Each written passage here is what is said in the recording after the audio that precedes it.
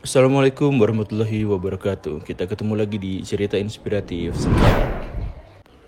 Sobat, kita tahu bahwa penjara adalah tempat yang mengerikan. Tempat di mana semua penjahat dikumpulkan di satu tempat yang ruangannya kecil, pengap, dan mereka harus diam di sana selama bertahun-tahun, bahkan mungkin seumur hidup. Mereka dikelilingi oleh jeruji besi, sipir-sipir yang bersenjata, dan mereka hidup bersama penjahat lain. Penjara juga menjadi tempat yang bagus untuk terjadinya perselisihan karena hal itu. Ya, salah sendiri kenapa mereka jahat. Tapi di Norwegia, kita menemukan sebuah pendekatan lain untuk mengatasi para penjahat. Selamat datang di penjara Bastoy. Di sini, pembunuh, pemerkosa, gembong narkoba dihukum dengan cara yang sangat enak. Lupakan semua kengerian dari istilah penjara. Di sini, napi dibiarkan berkeliaran bebas di sebuah pulau yang indah, tempat semua fasilitas hidup nyaman disediakan.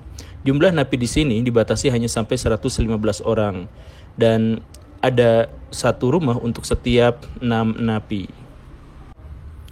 Setiap napi di rumah itu dibiarkan bebas, masak, tidur, bergaul, dan bertetangga.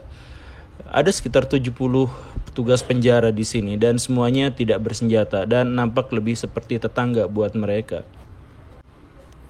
Satu-satunya tekanan di sini adalah bahwa mereka harus bekerja dengan jam kantor. Ya, bekerja seperti orang kebanyakan, tapi di sini pekerjaannya adalah yang berdekatan dengan alam. Beternak, bertani, ngurus kuda, ngurus kambing, ngurus lahan pertanian, memecah kayu atau membuat souvenir. Jika mereka sudah selesai bekerja, ya mereka bebas melakukan apapun, masak untuk diri mereka sendiri, ngobrol dengan para napi yang lain, sekedar berjemur, dan lain-lain. Tak ada tekanan. Kenapa penjara seperti ini dibuat?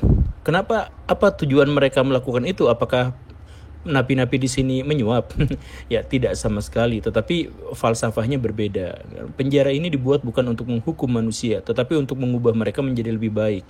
Di sini satu-satunya hak yang dirampas dari napi adalah kebebasan mereka untuk keluar pulau. Itu saja. Dan itu sudah dianggap sebagai sebuah hukuman. Sisanya mereka akan diperlakukan layaknya manusia biasa dan disembuhkan dari berbagai karakter jahat. Ketika mereka ditempatkan di pulau yang indah dan bercengkrama dengan alam, itu adalah perbaikan mental dan karakteristik mereka. Dan benar saja, penjara ini telah mengubah banyak sekali penjahat menjadi orang baik.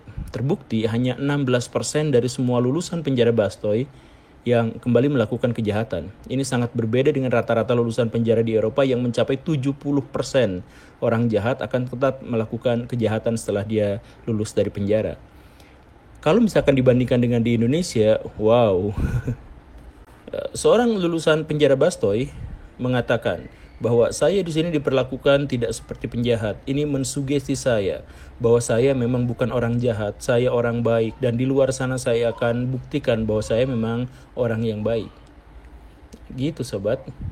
Salah satu pendekatan dalam memahami prinsip hukuman adalah bahwa prinsip keadilan itu diterapkan ketika orang melakukan kejahatan, ia harus menderita atau dibuat menderita agar merasakan hasil kejahatannya, agar korban atau keluarganya juga merasa mendapatkan keadilan dari hukuman si penjahat. Tapi bagaimana jika pendekatannya bukan emosi keadilan tapi rasionalisasi kemanusiaan, bahwa manusia yang melakukan kejahatan akan makin jahat jika ia dibuat depresi dan tertekan. Penjara justru akan menghasilkan penjahat yang lebih besar. Bahkan di negeri ini kita tahu bahwa penjara adalah sekolah bagi penjahat untuk menjadi lebih brutal dan ganas. 70% peredaran narkoba di Indonesia bahkan dilakukan dari dalam penjara. Mengubah orang yang tidak kenal narkoba justru menjadi mengenalnya di sini. Ini sekedar sebuah opsi. Kenapa kita tidak mengubah penjara menjadi sesuai namanya, lembaga pemasyarakatan? Sebuah lembaga yang dibuat agar manusia jahat bisa menghilangkan sisi jahatnya dan berinteraksi kembali dengan masyarakat dengan normal. Penjara dibuat menjadi tempat healing agar ia menjadi manusia yang baik. Ya, nampak memang menjadi tidak adil karena kejahatan malah dibalas dengan kebaikan. Tapi mari kita pikirkan dampak ke depannya. Sekarang mari kita diskusikan bagaimana menurut sobat, apakah ini adalah pendekatan dalam memahami hukum dengan cara yang lebih baik? Silakan tulis di kolom komentar. Terima kasih. Assalamualaikum warahmatullahi wabarakatuh.